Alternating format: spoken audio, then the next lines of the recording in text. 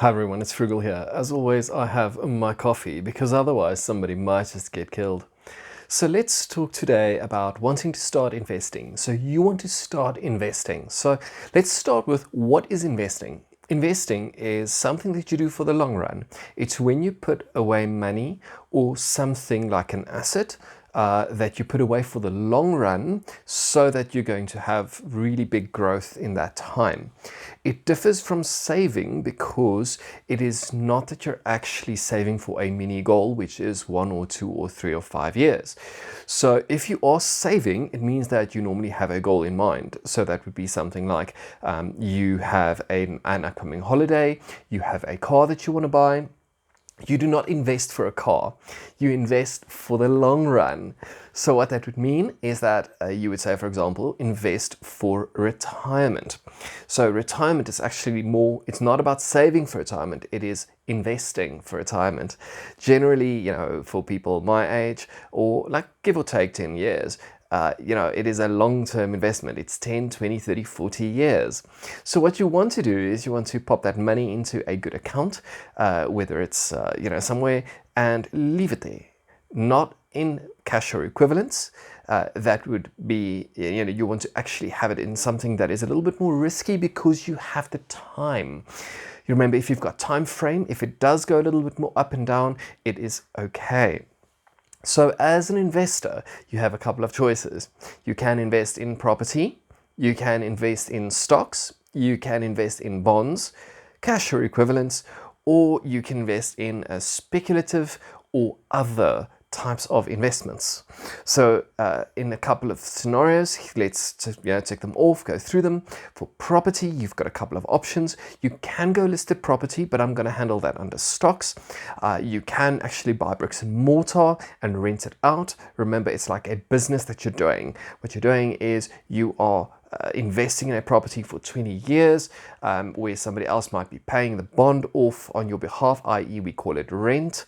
But obviously, you need to make sure that the area is good, the block is good, it is in line with your strategy and that which you know.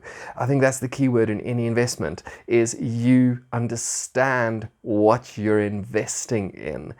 It's not just you're throwing money around and say, I hope I'm going to make lots of money. So for investing, then in property, you can also, so buy to rent is one, you can buy a place and rent it out as an Airbnb. You might actually have a guest house, which you've invested in or run yourself, which is sort of not quite investing, but you're building a business, which is quite cool. The other one that you get is you get stocks. Now, stocks are really complicated, but essentially what you need to know is that you're buying a share that is a piece of a company. And if they make lots of profit, you get a share of the pie, which is called dividends.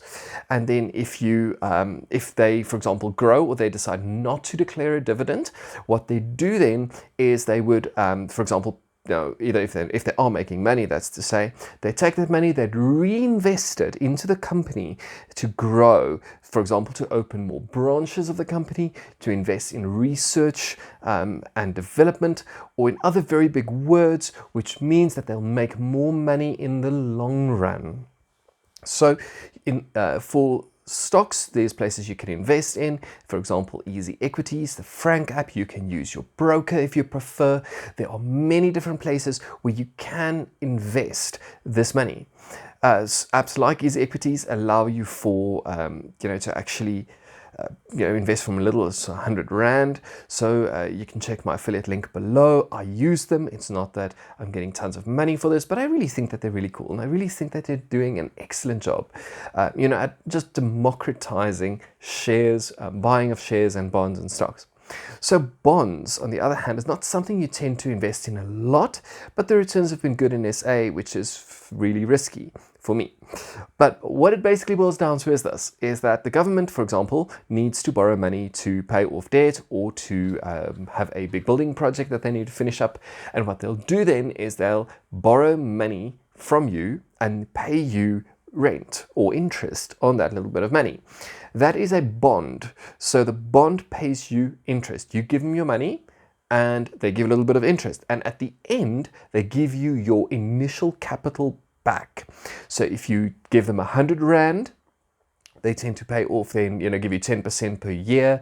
So they'll give you 10 Rand per year, and right at the end, they'll give you your $100 back. That is the way that bonds work. Now, in the other one that you get as well then is you get cash or equivalents. That is where you put your money in the bank. They give you 1 or 2 or 3%, and it's fairly safe, not completely safe, because it has happened in the past that banks have taken money because they have made bad decisions from, taking some of your money. So be careful when you say things like that it's really safe, because it's not necessarily. Then what you get is you get other types of investments. Now, this is very interesting. You get speculative investments. Speculative investments, how that works is you go and you buy something like Bitcoin or cryptocurrency, or invest in a little small business type thing, a startup.